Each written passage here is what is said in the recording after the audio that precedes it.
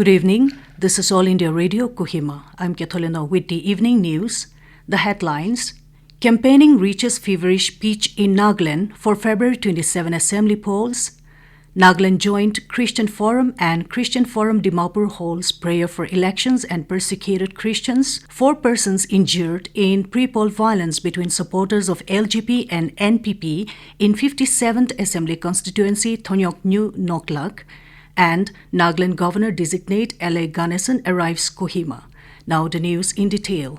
With just a few days left for the Nagaland Assembly election, campaigning in Nagaland is at its highest peak as several political leaders and star campaigners of different parties are aggressively campaigning for its party's candidates. Political leaders are leaving no stone unturned in wooing the electorates, promising to bring peace and all-round development to the state. The arrival of more BJP central leaders is expected in the state for campaigning. A total of 183 candidates from 12 political parties are in the fray for the upcoming state assembly election, which is scheduled on February 27. AIR correspondent reports star campaigner and Assam Chief Minister Dr. Himanta Biswa Sarma will be campaigning tomorrow at local ground Bandari town under Wokha district for sitting MLA and BJP candidate from 40 Assembly constituency Mhondomo Kikon. The campaign will be joined by star campaigners National BJP spokesperson Nalin Kohli and Alliance NDPP Party Secretary General Abu Metha. President of the Republican Party of India and Union Minister of State for Social Justice and Empowerment, Ramdas Athawale, will also be addressing a public rally at Seminyu town tomorrow. Meanwhile, Union Home Minister Amit Shah and various union ministers will be arriving in the state in the next 2 days. As informed by the BJP spokesperson Nalin Kohli, Prime Minister Narendra Modi will also arrive in the state before the conclusion of the election campaign. As part of the Nagaland Baptist Church Council (NBCC) call to pray for 2023 election and the persecuted Christians, a prayer rally was held at Naga Shopping Arcade, Dimapur today. The rally, held on the theme Heal Our Land, was well attended by members from various churches and denominations. The prayer rally was organized by the Nagaland Joint Christian Forum (NJCF) and Christian Forum Dimapur in collaboration with NBCC. The NJCF stated that we must not allow external communal force to set precedents to play with our emotion during this crucial period of our history. As we vow for clean election movement, we should guard ourselves from the outside forces trying to take advantage of our situation.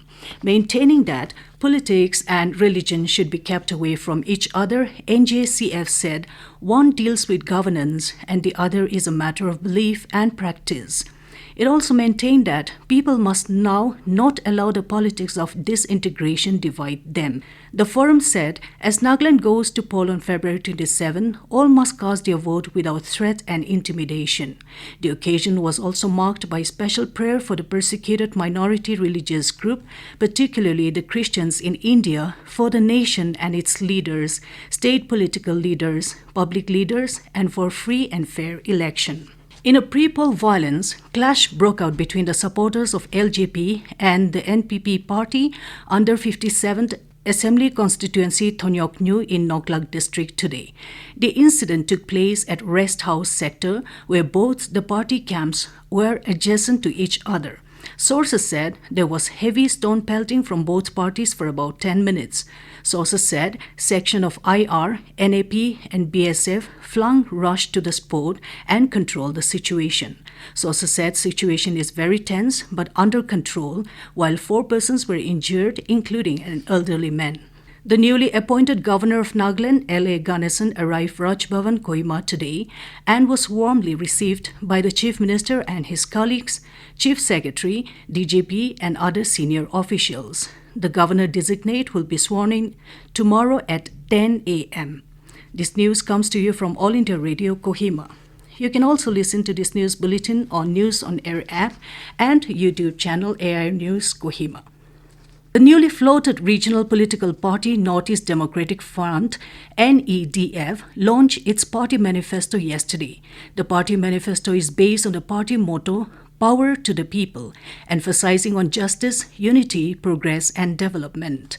The party objective is to sustain the private sector-led economic growth sectors, stated in a press release. It will provide, reactivate, rehabilitate, and maintain infrastructure and employ measures to uplift the economy and generate employment. Asserting to encourage the establishment of small-scale, micro, and cottage industries in rural areas, NEDF said it will also strengthen women's societies to make them more effective in the process of ensuring the empowerment of women and sustainable agriculture, especially in the rural areas. NEDF, though has not fielded its own party candidates, it is supporting 6 independent nominees in Nagaland and 3 in Meghalaya. Union Minister for Home and Cooperatives Amit Shah has said that a new cooperatives policy will be unveiled soon to strengthen the cooperative sector in the country. He was speaking in the valedictory session of the 2-day Sahakar Maha Parishad organized by the Marathi daily Sakal in Pune today. While making it clear that no injustice would be meted out to the cooperative sector, Shah also called for introspection to understand the exact developments in the sector. He said that it is the responsibility of all to eliminate corruption in the sector and appeal to all stakeholders to share their responsibility on this front. India achieved more than 15,000 transplants for the first time in a year in 2022. Health Secretary Rajesh Bhushan said this while addressing the gathering during National Organ and Tissue Transplant Organization Scientific Dialogue 2023 today. He said an annual increase of 27% in transplant numbers has been observed. He congratulated everyone on the positive outlook that the country is observing in organ and tissue transplants. He added that there is a fast resurgence in transplant activities post-COVID. He underlined 3 priority areas, which include programmatic restructuring, communication strategy, and skilling of professionals. Dr. APJ Abdul Kalam International Foundation and Space Zone India, in association with Martin Foundation, launched the APJ Abdul Kalam Satellite Launch Vehicle Mission 2023 in Patti Polam village, Jangalpattu near Chennai today. The chief guest of the event, Telangana Governor Tamilisai Sundararajan, former ISRO Director Mayilsamy Anudurai, and Dr. Anand Mahalingam, founder and CEO of Space India Private Limited, were present at the event.